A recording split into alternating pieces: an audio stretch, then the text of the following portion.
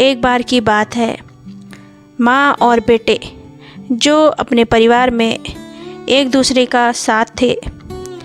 माँ ने अपने बेटे के पालन पोषण के लिए, उसकी पढ़ाई लिखाई के लिए घरों घरों में काम करना शुरू किया और अपने बेटे को पढ़ा लिखा कर एक अच्छी गवर्नमेंट जॉब भी दिलवाई। बेटा पढ़ाई में अच्छा था, इसलिए उसकी गवर्नमेंट जॉब भी लग गई। लेकिन बेटे की जब शादी हुई तो शादी के बाद उसने अपनी माँ का ध्यान नहीं रखा, बल्कि अपनी माँ को वृद्धाश्रम में भेज दिया। तो दोस्तों, क्या उस बेटे का अपनी माँ को वृद्धाश्रम में भेजना सही था? नहीं। तो क्या सही था? क्या होना चाहिए था उस बेटे के दिल में? नैतिकता होनी चाहिए थी, उदारता होनी चाहिए थी, दया की भावना होनी चाहिए थी, और ये सब उसके अंदर नहीं थी। कहीं ना कहीं गुम हो गई थी। जो पहले एक दूसरे का सहारा थे, एकदम से वह कैसे एक दूसरे से अलग होना पसंद कर रहे थे। तो दोस्तों, इसी टॉपिक पर आज हम बात करते हैं, और जिसका नाम है नैतिक शिक्षा। नैतिक शिक्षा जो मनुष्य को शांति और सफलता की ओर ले जाती है, मनुष्यता की ओर ले जाती है। श्री अरविंद घोष के अनुसार नैतिकता मानव चरित्र के सर्वमान्य मानवीय गुणों को अपनाना होता है, अर्थात मनुष्य रूप में जन्मे बालक को सामाजिक विकास करके उसके दृष्टिकोण को उदार बनाकर उसे उत्तम मानवीय व्यवहार का ज्ञान कराकर वास्तविक मनुष्य बनाने वाली शिक्षा ही क्या कहलाती है? नैतिक शिक्षा कहलाती है। नैतिक शिक्षा हमारे जीवन का आधार होती है।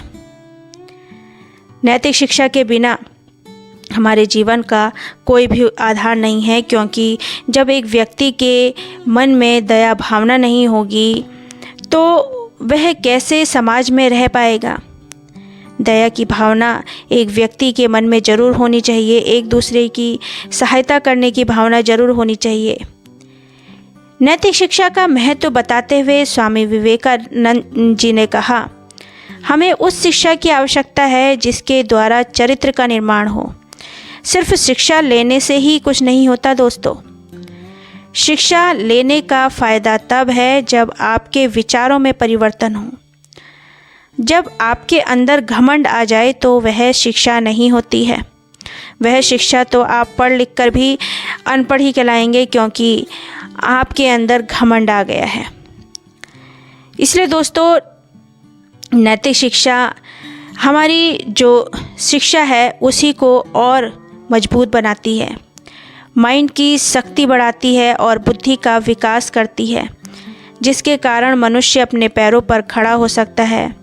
आज आधुनिक शिक्षा में नैतिक शिक्षा का बहुत महत्व है। आप देखते हैं एग्ज़ाम में भी एक नैतिक शिक्षा का चैप्टर ज़रूर आता है, क्वेश्चन आते हैं नैतिक शिक्षा से रिलेटेड। बच्चों को भी नैतिक शिक्षा समझाई जाती है, पढ़ाई जाती है।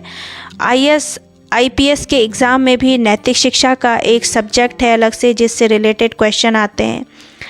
क्योंकि एक अधिकारी जब वह बन जाता है, IAS IPS अधिकारी जब वह बन जाता है, तो उसके अंदर ये भावना होनी चाहिए कि वह कैसे दूसरे लोगों की सहायता कर सकता है, कैसे दूसरे लोगों की वह हेल्प कर सकता है, कहाँ उसे परेशानी हो रही है वह अपने बारे में ना सोचकर। तो ये दया भावना हर एक व्यक्ति के अंदर होनी चाहिए। अब जिस तरह मैंने आपसे कहा कि आधुनिक शिक्षा में भी नैतिक शिक्षा का बहुत महत्व है, जिसके कारण जब एक स्टूडेंट अपनी शिक्षा का आरंभ करता है तो उसे नैतिक शिक्षा को समझना सबसे आवश्यक होता है। स्कूल और विश्वविद्यालय की परीक्षा में भी नैतिक शिक्षा पर निबंध लिखवाया जाता है। शिक्षा मनुष्य के जीवन में बहुत महत्वपूर्ण भूमिका अदा करती है। शिक्षा के बिना हमारी ज़िंदगी पशु के समान है, क्योंकि एक शिक्षित मनुष्य मानसिक और सामाजिक दोनों ही रूपों में जागरूक होता है। नैतिक शिक्षा के माध्यम से मनुष्य समाज में होने वाली आसपास की घटनाओं से अवगत रहता है। नैतिक शिक्षा मनुष्य के समग्र विकास में मदद करती है, क्योंकि हम शिक्षा के माध्यम से ज्ञान और जीवन में काम आने वाले नैतिक मूल्य जैसे प्रेम, भाईचारा, शांति, अहिंसा और सामाजिक परंपराओं के बारे में सीखते हैं। नैतिक शिक्षा किसी व्यक्ति के दृष्टिकोण और उसके व्यक्तित्व को बनाने के लिए उपयोगी होती है। इसलिए नैतिक शिक्षा का ज्ञान होना हमारे जीवन के लिए अनिवार्य होना चाहिए। तो दोस्तों, आप जानें कि नैतिक शिक्षा आखिर होती क्या है, क्यों हमें नैतिक शिक्षा की ज़रूरत होती है। तो दोस्तों, एक व्यक्ति जिसके अंदर सिर्फ मनुष्य ही नहीं, जीव जंतुओं के प्रति भी दया की भावना हो, वह नैतिक शिक्षा कहलाती है। इसीलिए हमें नैतिक शिक्षा को ज़रूर धारण करना चाहिए, उसके उपयोगी तथ्यों के बारे में जानना चाहिए कि आखिर नैतिक शिक्षा होती क्या है, क्या इसमें पढ़ाई होती है, इससे रिलेटेड क्या संबंधित तथ्य हैं, इनके बारे में हमें जानना चाहिए और अपने जीवन में नैतिक शिक्षा से रिलेटेड मूल्यों को अपनाना चाहिए। तभी एक समाज की जो सांचा है वो अलग ही दिखेगा।